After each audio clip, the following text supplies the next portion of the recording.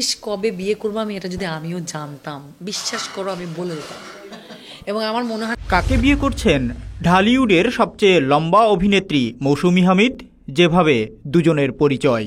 আমি বিয়ে করবো কবে, হাইটের ছেলে তো পাওয়াই মুশকিল, ইটস নর্মাল, এখন এটা ভাইরাল। বিয়ের পিঁড়িতে বসতে যাচ্ছেন ছোট পর্দার দর্শকপ্রিয় অভিনেত্রী মৌসুমী হামিদ।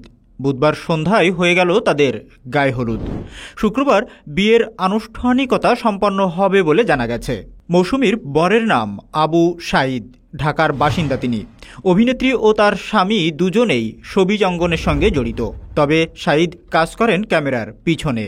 জানা গেছে বেশ কিছুদিন ধরে প্রেম করছিলেন আবু সাঈদ ও মৌসুমী হামিদ। এরপর পারিবারিক সিদ্ধান্তেই বিয়ের পিঁড়িতে বসতে চলেছেন এই জুটি।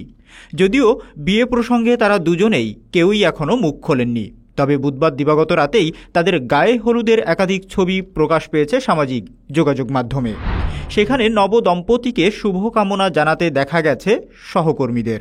জানা যায়, অভিনেত্রীর পরিবার ও ঘনিষ্ঠ কিছু বন্ধুদের নিয়ে বিয়ের আয়োজন সারছেন। বিয়ের পরে তাদের দেশের বাইরে হানিমুনে যাওয়ার কথা রয়েছে। লাক্স চ্যানেল আই সুপারস্টার 2010 সালের রানার আপ, লাভ রেক্ট্যাঙ্গেল ও রেডিও চকলেট নাটকে অভিনয় করেছেন। এরপর চলচ্চিত্রে প্রবেশ করেন অভিনেত্রী মৌসুমী হামিদ। তারকাদের ব্যক্তিগত জীবন নিয়েও দর্শকের আগ্রহের অন্ত নেই। তাদের প্রেম, বিয়ে, বিচ্ছেদ সবই জানতে চান অনুরাগীরা। জীবনসঙ্গী হিসাবে কেমন মানুষ পছন্দ, বিষয়টি নিয়ে এক সাক্ষাৎকারে এই অভিনেত্রী বলেছিলেন, অবশ্যই ভালো মানুষ হতে হবে। আমাকে বুঝবে তেমন মানুষই জীবনসঙ্গী হিসাবে পছন্দ। নায়িকার ঘনিষ্ঠ সূত্র জানিয়েছে, কাজের সূত্রে 2 বছর আগে তার সঙ্গে পরিচয় হয় হবু বর আবু সাঈদ রানার। পরিচয় থেকে প্রণয়ের পর এখন পারিবারিকভাবেই তাদের বিয়ে হচ্ছে।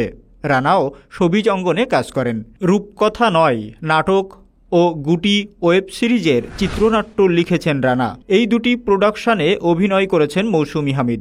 লেখালেখির পাশাপাশি নির্মাণের সঙ্গেও যুক্ত রানা। মৌসুমী হামিদ অভিনীত উল্লেখযোগ্য সিনেমার মধ্যে রয়েছে অনন্য মামুন পরিচালিত ব্ল্যাকমেইল, শামীম আহমেদ রনি পরিচালিত মেন্টাল, রিদি হক পরিচালিত 1971 সেই সব দিন। মুক্তির অপেক্ষায় থাকা সিনেমার তালিকায় রয়েছে নয়া মানুষ ও জাপির জীবন।